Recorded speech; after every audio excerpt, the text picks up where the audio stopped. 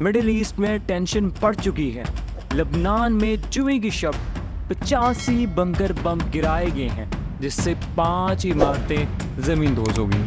لبنان کی لیڈرشپ کو کمزور کر دیا گیا ہے. لبنان کے جنرل سیکرٹری حسن نصر اللہ کو شہید کیا گیا اور اس کے بعد ایک بڑی کمانڈر نبیل کو بھی شہید کر دیا گیا. لبنان کی قیادت کو جب تباہ کیا گیا تو لبنان نے جوابی کارروائی کرتے ہوئے اسرائیل پر بھی کئی میزائل داغے جس سے کئی عمارتیں وہاں پر بھی تباہ ہوئی. اسی دوران ایران کی جو نئی قیادت آئی ہے وہ ابھی وقتی طور پر خاموش ہے، لیکن یو ایس کی طرف سے بحری جنگی جہازوں کے ذریعے سے اسرائیل کو کنٹینیوسلی سپورٹ کی جا رہی ہے، جس پہ یمن نے وہ تمام بحری جہاز تباہ کر دیے ہیں. اسی کے ساتھ ساتھ نیتن یاہو جب یو این اسمبلی کا سیشن اٹینڈ کرتے ہوئے یو ایس سے اسرائیل واپس آ رہے تھے، بین گوریون ایئرپورٹ پر پہنچی. اسی ٹائم لائن کو میچ کرتے ہوئے یمن نے اس ایئرپورٹ پر حملہ کیا اور انہوں نے یہ بھی کنفرم کیا کہ اس حملے میں بیلسٹک میزائل ٹائپ 2 فلسطین استعمال ہوئے. آئی ڈی ایف نے بھی اپنی رپورٹ میں کنفرم کر دیا ہے کہ جو انہوں نے ریسنٹلی حملہ کیا وہ انہوں نے سی پورٹ پہ اور پاور پلانٹس پہ کیا. The Israeli military on September 29 launched air strikes against Yemen's Houthi rebels. IDF conducted air strikes on Yemen's Hodeidah airport some 1800 kilometers from Israel.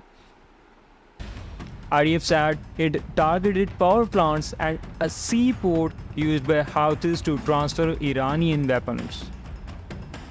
اب ہونے کیا والا ہے؟ ایران ابھی تو خاموش ہے. ایران اگر بیچ میں شامل ہو گیا، ابھی لبنان کی یمن کی جنگ تو چھڑ گئی ہے، لیکن اگر ایران بھی بیچ میں شامل ہو جاتا ہے تو اس کے جتنے بھی الائز ہیں، چاہے وہ سیریا ہو، عراق ہو، یہ جارڈن ہو، یہ اس کے باقی جو نیبرنگ کنٹریز ہیں، وہ بھی اگر بیچ میں یا مسلم ممالک بھی بیچ میں شامل ہو جاتے ہیں تو یہ ایک بڑی جنگ چھیڑ دے گا. اسرائیل بیک فٹ پہ نہیں جانے والا. اسرائیل نے سیز فائر نہیں کرنا.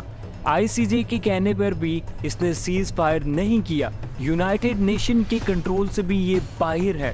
امریکہ پر پریشر تو ہے، امریکہ نے آگے بھی فردر پریشر ڈالا ہے اسرائیل پر، لیکن وہ سیز فائر نہیں کر رہا. لیکن بات یہ ہے کہ اگر امریکہ اس پر پریشر ڈال رہا ہے تو وہ فری ایڈ کیوں پرووائڈ کر رہا ہے؟ ابھی جو بحری جہاز جا رہے ہیں وہ کہاں سے جا رہے ہیں؟ مطلب پوری سپورٹ اسرائیل کو امریکہ کی حاصل ہے. اسرائیل اور نیتن یاہو کا یہ کہنا ہے کہ جس سے ذرا بھی ان کے ملک کو خطرہ ہے وہ ان کو بالکل تباہ کر دیں گے. اسی طرح لبنان کو جب انہوں نے تباہ کیا تو ابھی ان کی قیادت کچھ نہ کچھ باقی ہے، وہ جوابی کارروائی کریں گے. اور اسی طرح ان کی جو لوگ ہیں، شیعہ کمیونٹی ہے، وہ بھی انتظار کر رہی ہے کہ قیادت کیا فیصلہ لے گی.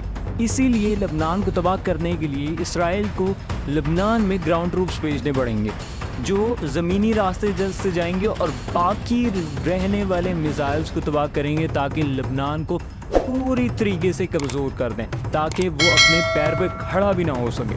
اب اس جنگ میں کون رکے گا، کون روک پائے گا، کتنے بے گناہوں کی جانیں جائیں گی؟ دیکھتے رہیے مادبن کیوریز.